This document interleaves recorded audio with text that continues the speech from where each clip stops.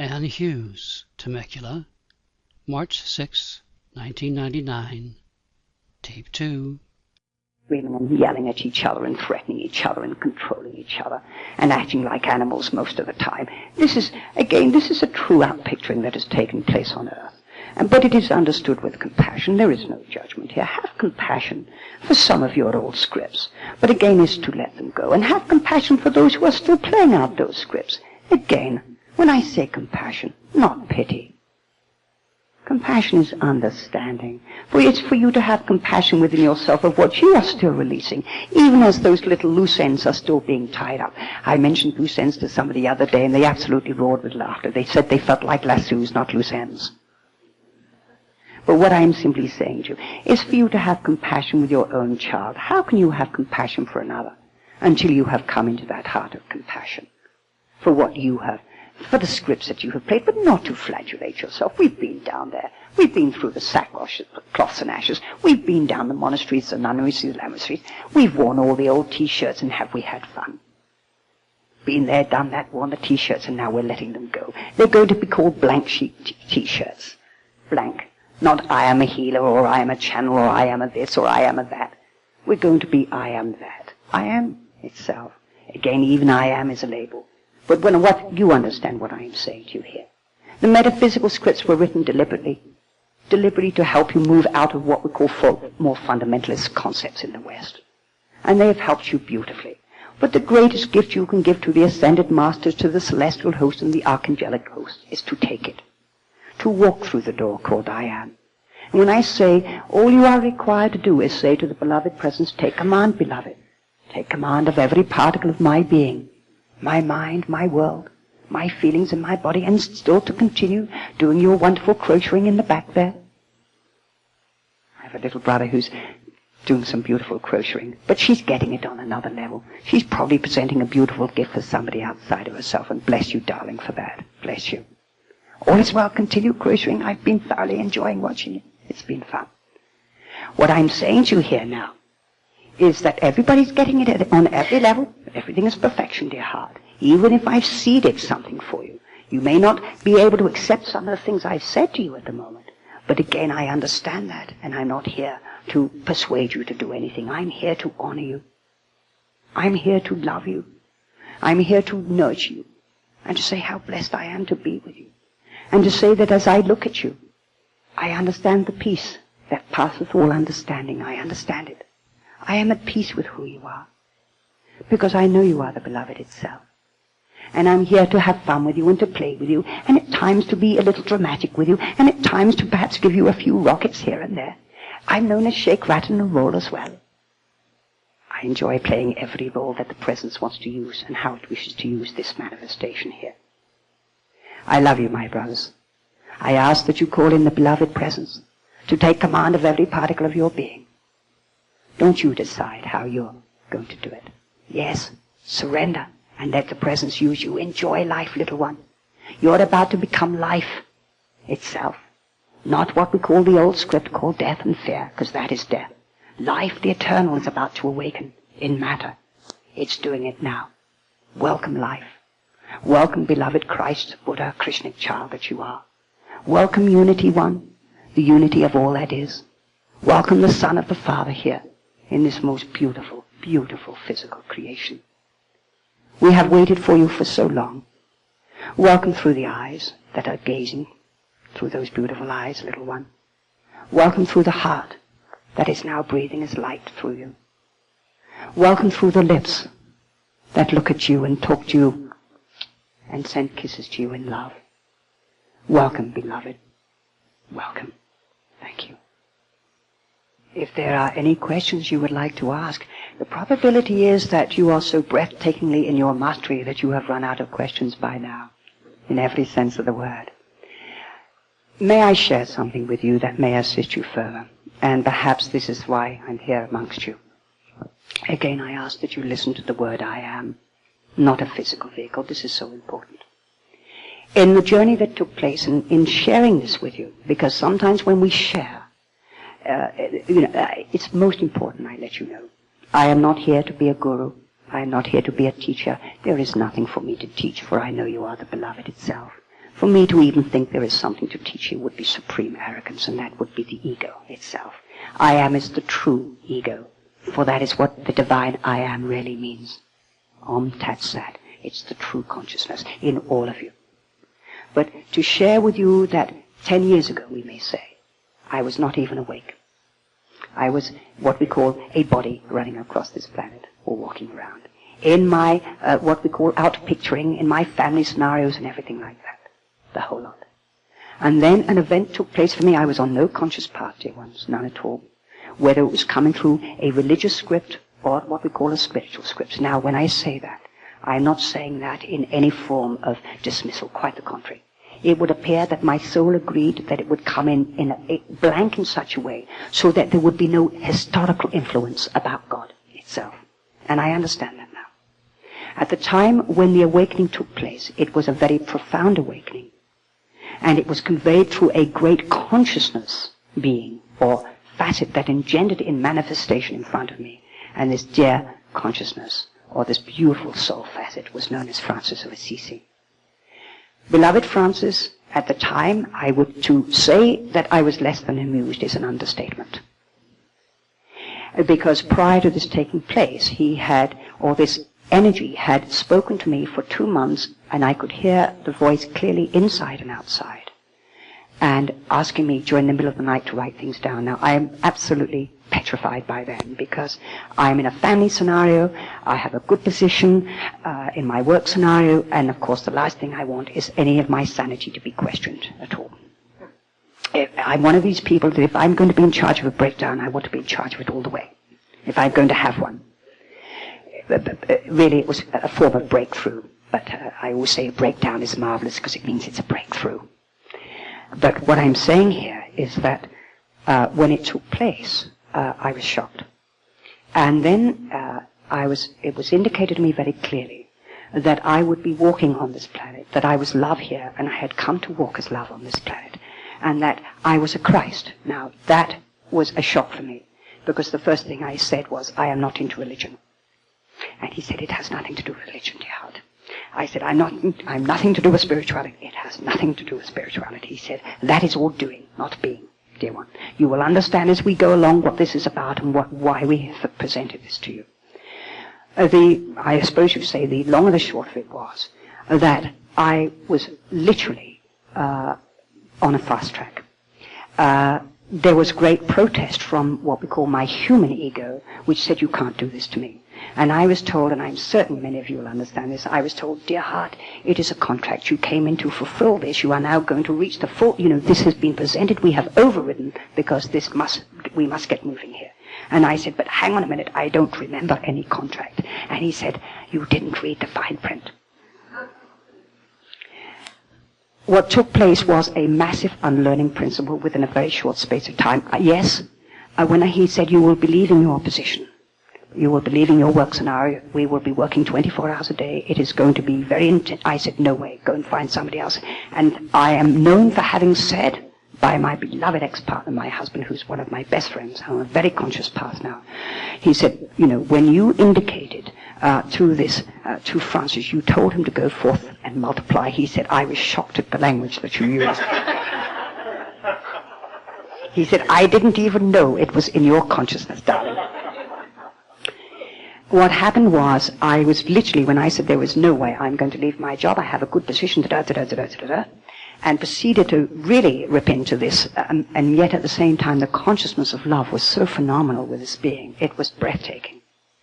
I had to ask him to stop at one stage because I felt as if I was expanding, and I was the world, I was the universe. It was just incredible energy. And beg him to stop. He said, now you know what love is, not the human caricature that you called love on this planet, dear heart. And I was shocked at the time, because I thought love was what we talked about love on this planet, in all our codependencies and everything. Anyhow, what I'm saying is that I was out of I did not voluntarily leave. I was steered. When I say voluntarily leave, Francis made it possible for me to be steered out of the university, not by my university people, but Francis decided he was a little bigger than I am, and so of course he maneuvered so that I would walk away from the university. It's a long story, I won't go into that. I went on a fast track. The fast track was the unlearning principle itself. Now, I didn't have to unlearn about spirituality. I didn't have to unlearn about religion, or what we call, he said, the historical perspective of how we saw God. What I had to unlearn was my judgment. What I had to let go of and relinquish was my human ego that was in a separative consciousness in seeing right and wrong, or what we call the duality principle. It was a very, very fast track. My family were privy to it very powerfully within a very short space of time. From the time that I was literally within a couple of days of Francis presenting to me, he was in my face 24 hours a day. And he was in what we call places which were the most delicate places at times, sitting on the side of my bath as I'm having a bath, and I'm saying to him, surely you have some modesty, surely, and I said, surely aren't you embarrassed? And he'd say, no, dear heart. He said, I'm beyond all of that, the human, I had no idea what I was really dealing with, but the love was so phenomenal. And he also said to me, our work will present in such a way. The work is, I said, work? What do you mean? He said, well, you are going to become love on this planet, little one. You are love on this planet, and you will awaken as love. It will all take. And I said, well, what about the money? What? And he said, dear heart, and this is what he said to me, beloved, you will never charge for anything, for love never needs to charge for love. You will be looking at love. Yes, if love wants to give you, there is no problem. But love never needs to charge in the first place. The universal law always takes its own journey and its own way. Again, we were so stunned because I certainly didn't tell anybody what had happened to me. My family were privy, and they were absolutely stunned by the manifestations that were taking place, because he said, you will want for nothing, everything will be provided.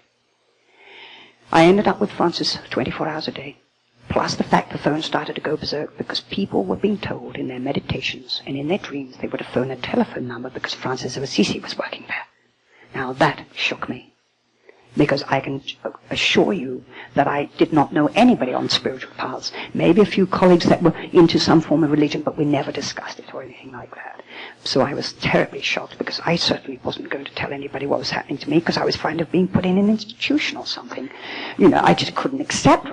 There was quite a, what we call a Barney going on with Francis at the time. I was in tremendous rebellion and what we call, as I said, even though the love was great, my ego was basically wanted to be in charge, and Francis said, no, it is the relinquishing of the ego, it is letting it go.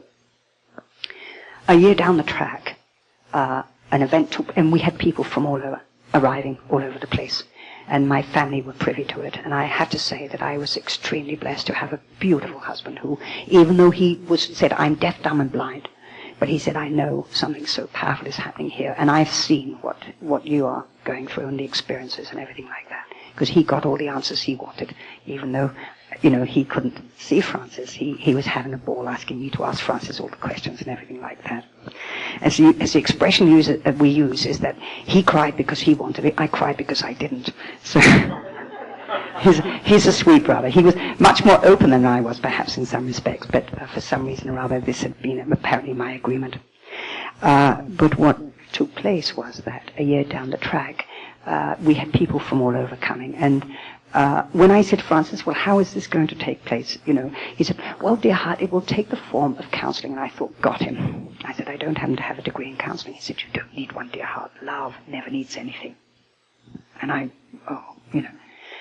And then a year down the track, an event took place for me, which I'm going to share, and why I want to share this with you, because it's important that you know who you really are. And this is why I'm amongst you. Is that Francis then, out of the blue, decided to take me on a journey of his life in the 12th century to Assisi. It was precipitated by something that took place earlier, but I won't go into that. But meanwhile, it was a very fast track. I was finding that the love was phenomenal, and everything was happening. People were coming from all over just to connect. And Francis would just talk. And when I was not a channel, I was fully conscious. My voice never changed.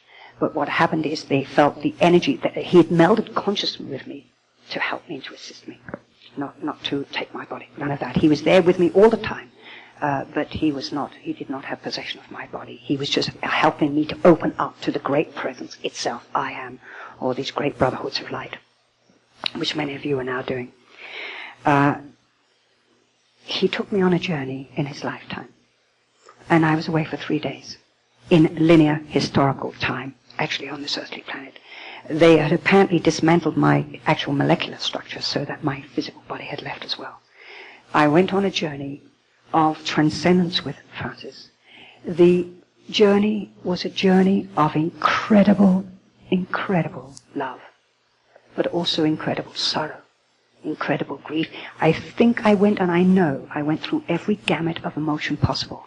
Even the journey of Francis, being in the energy of Francis with Pietro Bernardone screaming his head off because he loved me so much as my father, that he couldn't bear the thought that I was leaving. He wanted to possess me because I was his son. Look at the possessional stuff and everything like that was going on. My mother, Donna Pica, trying to calm down Pietro, because Pietro had a very violent temper at the time, but he was a very, what we call, ebullient man. Very wealthy, and indulged me phenomenally. And I was quite a, if I can use the expression, a gay blade in every sense of the word. I believed in romancing the girls all over the place, and I was having great fun in my finery, and I certainly enjoyed what I did. I was only a young man. But what took place was that I went through the journey of the truth of Francis. It wasn't glamorous. It was not glamorous at all. Of even Innocent calling me up in front of the tribunal. And because I'm going to be classed as a heretic, because I refused to join any order, because suddenly when the Christ visited me, and it was through the great Master Jeshua who presented to me at that time, he woke me up. And he basically said, Francis, it is time for us to get on with our journey. You are here as love. And did exactly the same thing as took place basically in this lifetime in some respects. What took place was that many, many things happened in those 3 days, but the final scene perhaps was the most telling scene. I was about 45 years of age.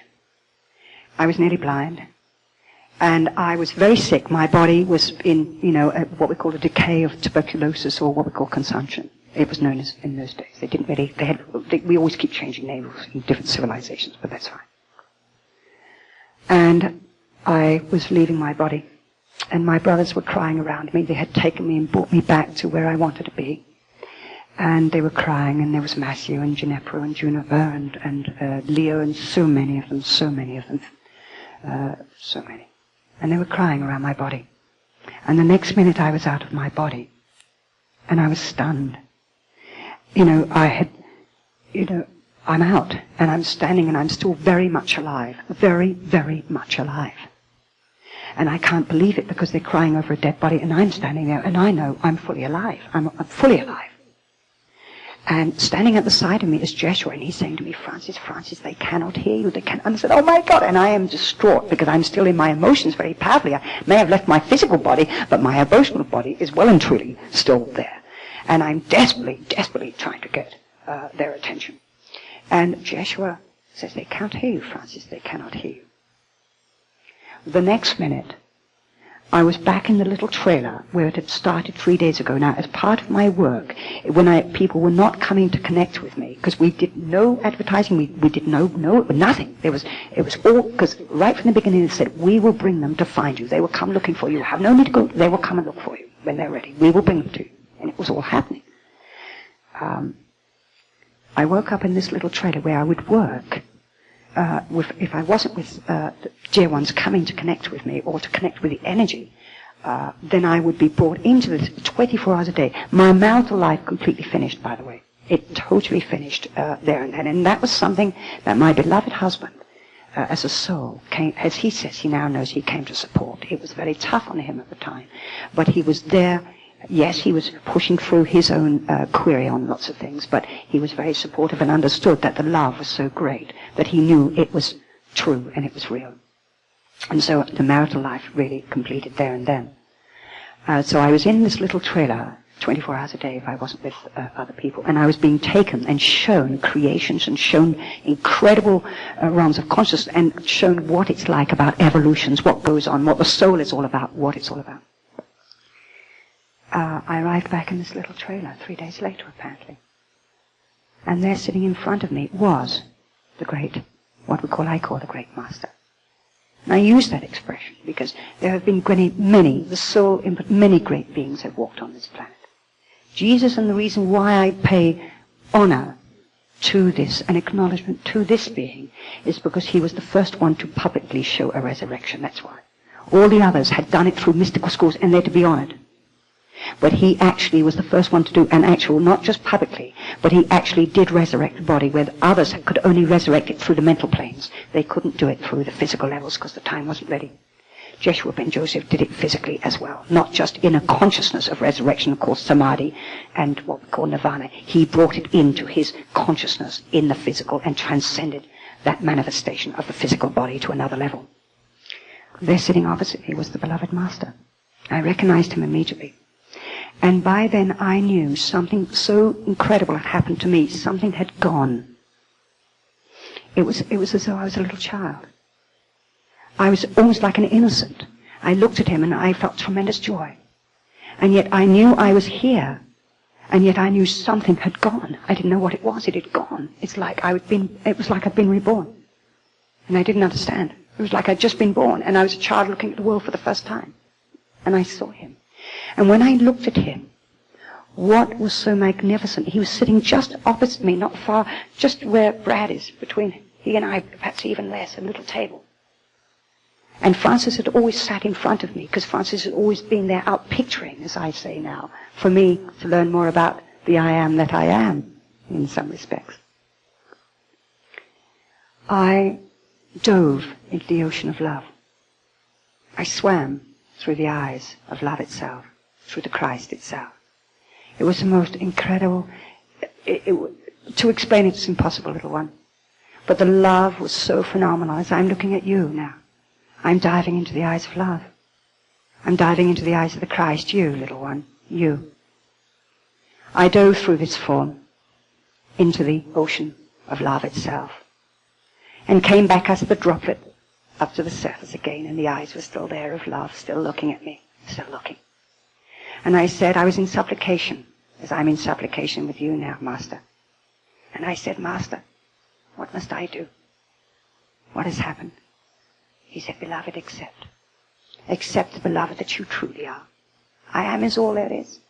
We ask, yes, that you will accept the name Francis. I said, but why? Why? He said, because we have millions and millions of souls encoded with Francis. I said, but why? He said, it is the Christ. That is why you've come, little one, to know who you are. You too are as I, you too came. And more. You see, that was the reason why the encodement took place, little one. They said we had to write a script this way. They let me in on the script. He let me in on it. He said, we did it deliberately. All of you as souls have come in to play parts, no more, no less. Please, this is not what this is about. This is not about a guru. This is not about anything. This is about you and I. Only I am that here amongst us all right now. The Christ, the love, the Buddha. And so what he said is that many are encoded. And we have the name Francis. And I said, why? He said, beloved, understand the primitive conditioning on this earthly planet still exists. Understand the primitive conditioning even in your historical texts of how you've written religions around me. And around beloved Lord Buddha, and look at beloved Muhammad. Look at many other, look at the scripts that have been written, and the killing in the name of one dear name, like Jesus, or like beloved Muhammad, or beloved Buddha, or not so much Buddha perhaps. I said, I understand, he said. We could not encode everybody with that name Jesus. They would have been massacred. Many awakening was taking place. We scrabbled our brains, he said, to work out how we could help you all, because we are part of the ascended brotherhood that overlight evolutions when the time is ready for the next stage. And you came in, and thousands of you came in. So we encoded you so that you'd get moving. Francis is the Christ, little one. Welcome, Francis. Welcome. And that is why I'm amongst you. For I am is all there is. The name Francis is you. Brotherhood is, as I always say to all. Oh, take it, little ones. You came to hear who you are. You came to recognize that you are the Christ child being born now. You came to embrace your beloved, I am that. And that is why I'm saying, let the beloved now birth you. Let it choose when it wants to, and let it choose to reach its full potential in you. All you are required to do is to open up and surrender your fears. And understand that child, that human child that has not understood that it is a divine spirit child as well. For it is spirit, you now, that is marrying you in matter. This is what is taking place. And that is why I explained Francis to you, so you will understand who you really are, and why you have been perhaps attracted to the name Francis, because it is part of your encodement key. They said we had to have somebody who would go into a major surrender.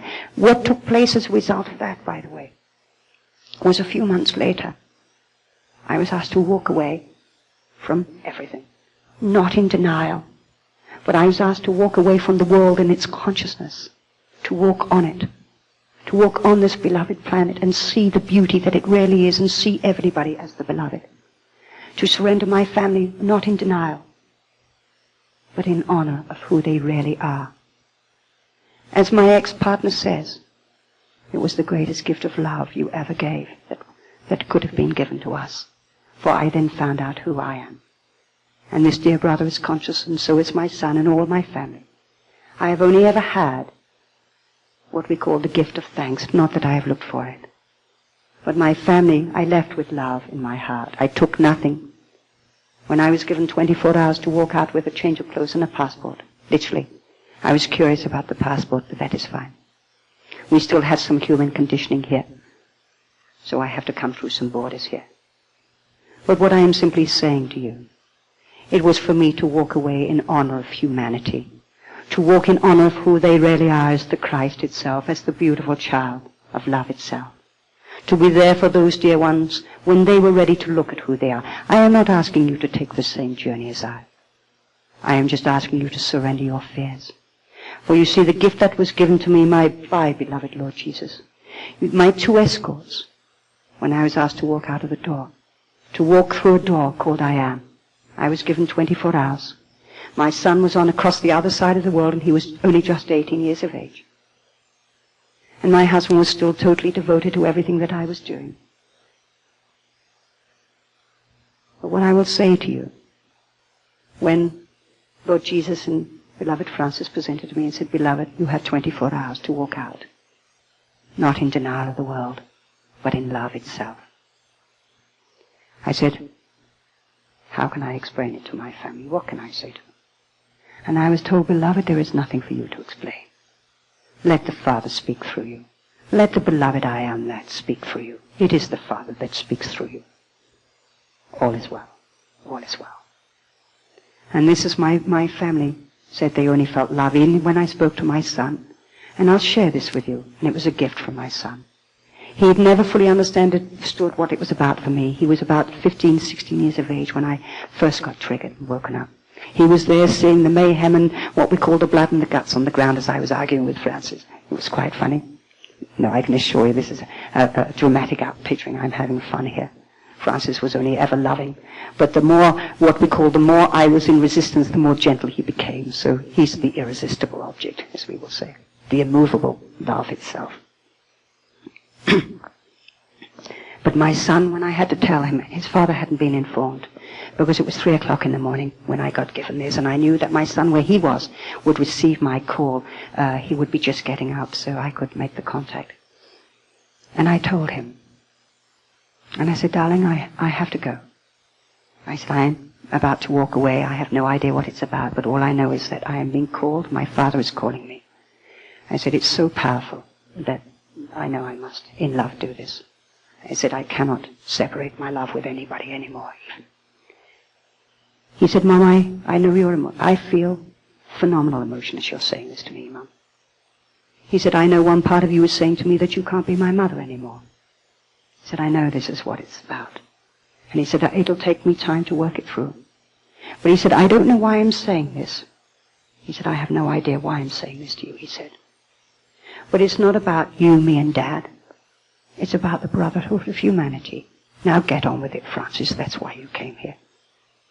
That was the gift that I got from my son, who never understood what I was talking about, and yet his beingness knew. And in fact, my dear colleague Lois Larson met him fairly. I've only seen him a couple of times in the last few years, for about an hour at a time. But my beloved colleague Lois Larson, who's played a major part for our work, for our surrender, and for our further service to the divine, met my son recently and said, I can understand why you could walk away. He's totally conscious in his beingness. In fact, he told Lois that he loved me and honored everything that I was doing. This is what I am saying to you, beloved. Sometimes the challenges may come up for you with your families, but don't try to justify who you are. Just simply, when they ask you, just ask the beloved to speak through you. You don't have to have special words. It's your love that will radiate through you. And they may not get it in the intellectual way, and they may be very emotional about it at the time. But you've planted a seed of love. Only ever honor them, little ones. Only ever honor them. And you will find the world is your family. You are the beloved itself, the family of love, the family of light.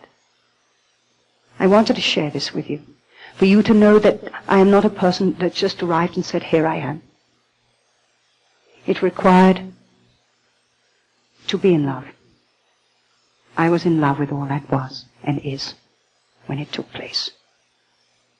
I had no idea it would take place at the time. I was in a family scenario. My beautiful partner was so supportive. But he now knows why it had to take place.